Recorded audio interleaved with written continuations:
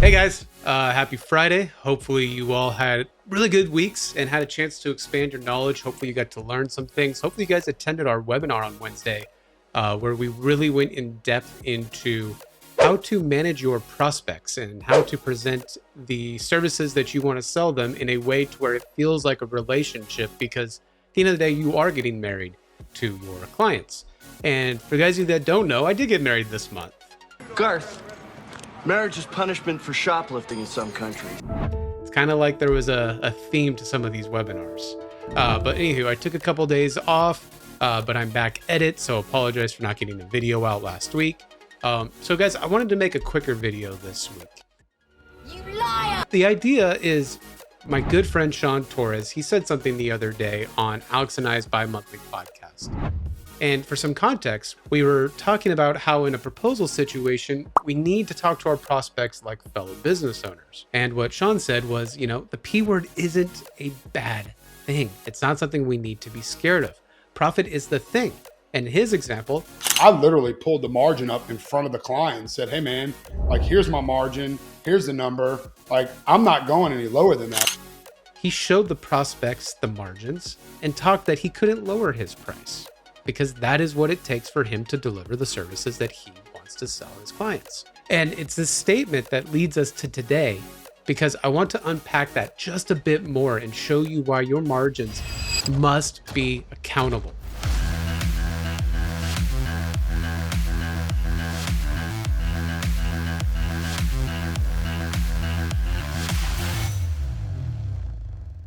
All right, guys, so today I really want to dive into what margin is from a business perspective and how it is a tool that keeps you alive, keeps you growing, and makes it a really great work environment for everyone in your organization. And we're going to get to that at the end. So it's time to do some basic definition setting. So first, we have revenue, the amount of money your business brings in total for any given transaction, or total across all transactions. Costs of goods sold. I'll be shortening this a lot to COGS, but this is the total or given cost that was required to generate revenue. And this can be two things for a lot of us as managed service providers. That could be the product, right? It's the product itself is the COG. And it could also be the shipping or credit card fees that we incurred as a business to sell said product. Or it could be service.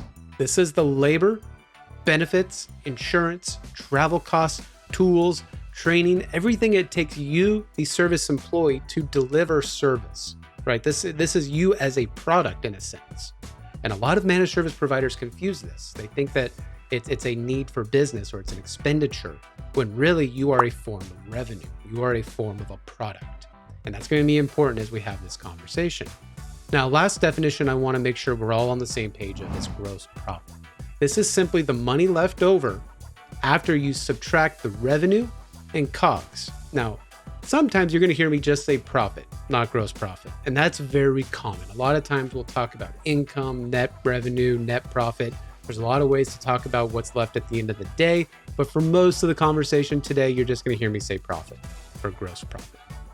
Now, I want to spend some time outlining a very foundational concept of margin versus markup. Now, this is something that no one in our channel right now is talking about, because it does require a little more due diligence and a little more learning and education and thought to really deconstruct what it is our business is trying to achieve by selling a product or a service. Now, to put this into some context, let's take two different types of revenue, right? And we're going to go to the whiteboard here. So in this, we have, right, our basic product and we have our service. Now, to make this a little easier, right, for product, let's just say a $200 computer, the cost of goods sold, right? This is the shipping, the credit card fees, and the product itself costs us $150, which means at the end of the day, we put $50 of profit into the company.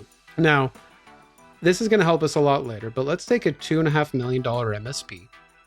And let's say, for all intents purposes, that they took them to about $2.4 million in cost of goods. This is all the employees, all the tools, all of the minutia it takes in order to deliver that world-class service, which leaves us with about $87,500. And I know your heads are already jumping to the next step, which is really figuring out, right? Like, why did you come up with that number, Kyle? Where did these come from? And it's really irrelevant for the conversation, and I'll get to it in a second. So as you can see, right, we've outlined the revenue, the profit, all of that good stuff. And in many industries, we hyper-focus on this concept of margin. And simply put, margin is the relationship between profit and revenue. Or as you see here, right, margin would be the ability to say what is the percentage that this $87,500 is to that 2.5. Now, there is another concept that's more on the financial and accounting side, but is also relevant to us sales folks and our packaging and product folks, is that there's this idea of markup. Now, markup is a little bit different because it is the relationship between your profit and your costs. So margin, profit and revenue, markup, margin, and costs. And there's a big sticking point on why you want to understand both in your business. And what's interesting is in my own development, and maybe this was from my retail background where we were selling a lot of product, not a lot of service, where markup is more of a construct because margin is not so variable, which is going to be an important conversation on why profitability needs to be accountable. But margin is really a result of COGS, right? Margin is because there is something that happens in COGS that we just end up with something left over. Now, the different differentiation with markup is accountable to COGS. Or in another way, we have to look at what our costs are and add money to it. And sometimes in our heads, I think that we do this, but then we never go back and look, are we maintaining that markup? While that is a basic summary, right, this logic really helps me and a lot of my clients dramatically change how we operate our businesses as our COGS are now treated with respect and we have a focus on always making a certain amount of profit. So how do we make this more accountable and strategic? Now, if you watched our last video on how blending margin can be disastrous to your organization, and I recommend you go watch this before you finish this video. So right now, hit pause, go back, watch that video because there's gonna be a lot of things that help you understand how I strategically get my clients to grow fast. You'll see a lot of focus on the word margin as it's commonly what service industries benchmark. Now, benchmarks are definitely important. And when it comes to indexing data, we have to look at results. We can't look at strategy. And markup is definitely more of a strategy conversation than a results conversation. And as a recap, right, things like SG&A or sales, good, and administrative costs also play importance to understanding why profit is so important. So if we take that previous concept in our last video and model these out, you can see that in a services industry at this 35% margin. So if we look at this, right, we can ultimately now have an idea of where our margin and markups are in an organization. And we can see how those relationships give us different numbers. They give us different KPIs.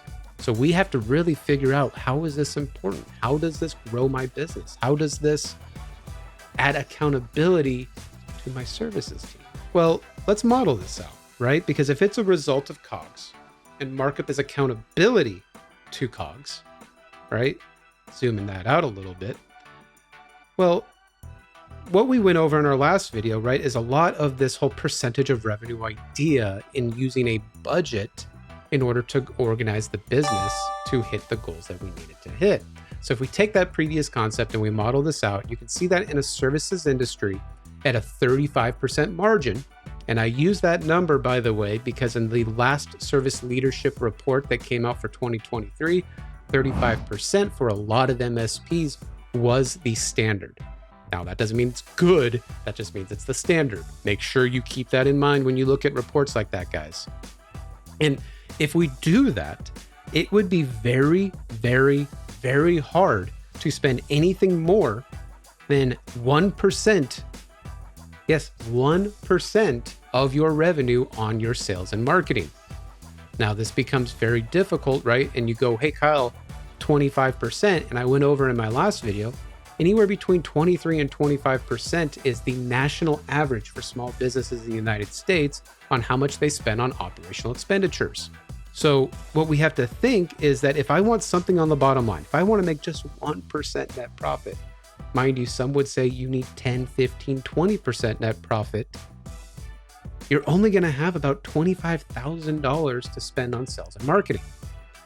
Now, if you're a business that's not looking to grow, if you're a business that just, manages status quo, if you're an owner that doesn't like to put any money in your pocket or give any benefits to your employees, that's not a lot of wiggle room, right? That's barely a conference. That's barely a CRM. That's barely any marketing or SEO or pay-per-click or any of those things that you do to grow your business. So to me, 1%, you are not a growth-oriented business. So if we think that 25% is the national average, and yes, obviously you could do better. You could go down to 20, 22, 23. I still am not even in the ballpark of bringing on a dedicated employee to just focus on sales and marketing. How am I going to grow my business? How am I going to do anything in the realm of growth unless I'm an owner, right? Basically, you would not even have enough money at 35% margin to hire accountable individuals to execute on those sales goals. Billy, I need more money. In his book, Profit First, financial thought leader Mike Michalowicz rewired my brain a little bit when I first read it. And essentially what he outlined was, rather than the traditional way of thinking where profit is a result of your ability to deliver COGS, what he tries to go through is profit is a fixed need that the business requires to grow and operate. Or in very simple terms, sales subtract expenses as profit would be what we traditionally think. But where he goes into even further is, well, what if sales subtract profit equals expenses? So kind of blows your mind. Like really, let's think about that. So if we were a traditional business, right, and we go back to that $2.5 million services company. So now we have a situation where if we were just operating, we make what we make at the end of the day, right? I am at a level of mercy to our current level of productivity, 87,500, that's 35%. But what if we flip the script like Mike Michalowicz explains? Well, if we go to revenue subtract profit equals COGS, now I have the ability to have variables and model out exactly the profitability that my company will need to add as a function of revenue in order to bring in a certain level of profit. So as we have here is that 35% we started with, and then a couple powers of 10, a 45 and a 55%, to where we can see that from 35% down to 55%, we were able to add $50,000 to our gross profitability. And now we get to ask the question of what would we do with that? Or furthermore, we can ask the question and go in another logic. If I say I want to hire a sales guy and I only have $25,000 to spend, and locally they cost me $70,000, well, I need to add $55,000 somehow to my company to afford that individual. So, right, 55% gets me $75,000, which can then go to sales and burden costs of hiring that sales rep. So if we model this out, right, we're at 55%. Now I'm able to add this $50,000 to my profit and say, cool, so now I have $75,000 here. And now, right, I'm drastically changing my organization. Now, right, if this is in that 7 to 8% range, and I'm using back of the napkin math right now, I'm having effort all year going to get in that next client. Kind of neat. Show me the money! So from here, what we need to figure out, right, is if our business needs that sales rep, right, I can have that 50 grand there. Maybe it needs a bigger location. Maybe it needs a back office staff. Maybe it needs new tools. Or right, like Tom Cruise just yelled at us, he wants to put it in our pockets. There is nothing wrong with any of that because we're still paying our basic needs, our employees, our tools to manage the revenue streams. So let's say we do use that 50K to go towards the rep of the salaries. Now what we've also created is a budget where our team, our services team, can only spend 2.36 million and our sales team can only spend 75,000. They can't spend any more. And if they spend less, now we have extra profitability. And extra profitability is very common to what companies use for profit sharing. That's going to be real key for the end of this video. But coming back to our goal for the video, right? We want to make profitability countable. And right, this probably feels easier said than done. And it's just an extra, and you might be thinking, Kyle, this is just an exercise in moving some dollars and cents around. This is just an Excel sheet. This is just a whiteboard, and we're working in a bubble. And you're right. We are working in a bubble right now. But in business, we need to be able to set some thresholds and create some accountability to deliver expectations. And expectations are a key point of accountability because if it's measured, it's managed. Again, if it's measured, we can manage it. If we manage it, we have the ability to improve it. Iterative improvement gets me from 35% to 40%, gets me from 40% to 45%, and so on and so forth. There's a famous business management guru, and I'm probably going to mess his name up, but it's Elia Goldratt, and he came up with a concept known as the theory of constraints. Now, the theory of constraints is a management paradigm that views any manageable system as being limited in achieving more of its goals by a very small number of constraints. There's always at least one constraint in your processes or in your services, and the theory uses a focusing process to identify that constraint, restructure the rest of the organization around it to deliver better results. Now, you may have also heard the phrase, a chain is no stronger than its weakest link. And what this means is that the organization and processes are vulnerable because the weakest person or part can always damage or break them, or at least adversely affect the outcome. So when we're talking about profitability, if we have a very weak cost of goods sold, we are going to be unable to hit the profitability targets. So we must improve those costs of goods. Now, this is an important concept because it forces us now to identify where those weak links are, right? This is putting the onus on the service team to identify what is going on. Now, Goldratt's theory had 5 steps: to identify the constraint, to exploit the constraint, to subordinate everything else to that constraint, elevate the constraint, and then to never stop finding your next constraint. And that flywheel spins and spins and spins. And the more you then identify constraints and eliminate constraints, right? You make those links in the chain stronger. You are now able to achieve what we've previously talked about, which is economies of scale, right? And for those that didn't watch the last video, right? Economies of scale is very simple. It's as you grow, your cost of goods becomes simpler to deliver.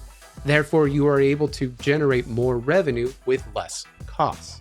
And this is extremely important for services organizations because your most variable cost is your service team. Whoop-de-doo! What does it all mean, Basil? What it means is that due to this constraint, right, our service managers must identify those weak links in their chains to improve process, thus achieving economies of scale. Wow. Look at this. Now, example of this, guys, could be, right, reduced travel time for on-site needs, creating automation for high-volume service types, creating training that allows lower experiences, resources to work on client needs.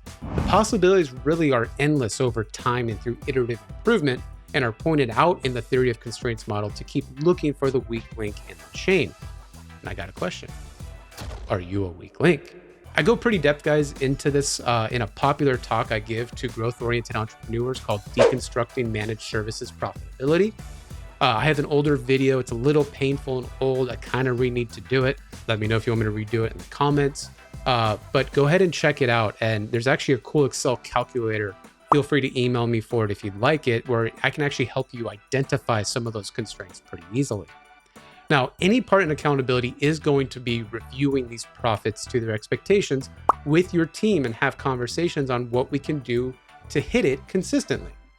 Because keep in mind, if service does not maintain these profit margins, you run the risk of losing money with the new expensive sales hire you just brought on, right? Now, this doesn't mean anyone's going to get fired over the situation, but this does mean that we need to have a conversation on some of those things like, right, hey, we have 400 password reset tickets this month. That caused us to have more costs or need more people. Is there something we can do to reduce those password reset tickets? Which means now our employees are free to work on more issues, increasing their ability to be utilized on more revenue. That's really where that term comes from. And guys, last thing I want to mention is at the beginning of the video, I commented on this improving culture and great work environment that managing your margins can have on your organization. And I know a lot of us think, oh, money doesn't bring happiness.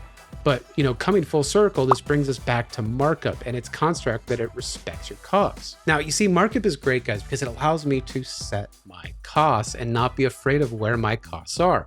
Because, if whether I want to pay leading rates in my channel, whether I want to have great benefits, whether I want to offer all this training, whatever it is, I am now adding markup on top of my costs to deliver profits that feeds the rest of my organization. And these costs, right, that then need markup on top of them. And that really is what then becomes the price that my client has to pay. And if we go back to what Sean Torres said, where he was talking about his client and showing them the margins that he has to work with, right? That's him telling the client, I got great people. They make really good money and they deliver that service that we identified as the need for your organization. If I don't pay them that rate, or I give you something that is under my operating margins, then I run the risk of not being able to give you what I sold you. And conversely, let's say you achieve more profit than budgeted. Like, hey, I set it at 55% and you hit 65%. That added 10% can be treated with profit sharing to the team for overachieving. And I'm not sitting here going, oh, right, we hit great profit, but we overspent on this other thing, or we have no profit on the bottom line. I can never give bonuses, right? Bonuses is when the company wins. Profit sharing is when everybody has been paid at the end of the day, including, right, taxes, including that savings account that maybe we should do another video on, right? Saving for future risk. And there's no more weird conversations about, I can't afford to give you a raise, because a raise is now simply an act or merit for helping with economies of scale, or simply a cost of living adjustment caused by inflation, right? Because if we're all accountable to profit and we're looking at markup and my cost went up, then my price needs to go up, right? My economies of scale need to get better. Everyone now is rowing in the same direction. So everyone, right, we're kind of at the end of it today, but I appreciate your time in watching this. And I really do hope it was helpful. Please give me critiques in the comments below, because that really does allow me to understand, should I add more context, more whiteboarding? Should I go more in depth into some other topics? Let me know, right, guys, because these ultimately are for you. And I can guess that most of you may be wondering, right, well, how do I accurately measure your costs, right? Let's really get into that. Let's get into how this results into pricing and packaging and market comparability, right? I don't want to price myself to where my competitor always wins. And I would love to do a couple of videos on those. So if you want me to also do that, please let me know in the comments. But guys, it's been great. I've been Kyle Christensen from K7 Leadership, and I hope you all have a great rest of your week. Peace.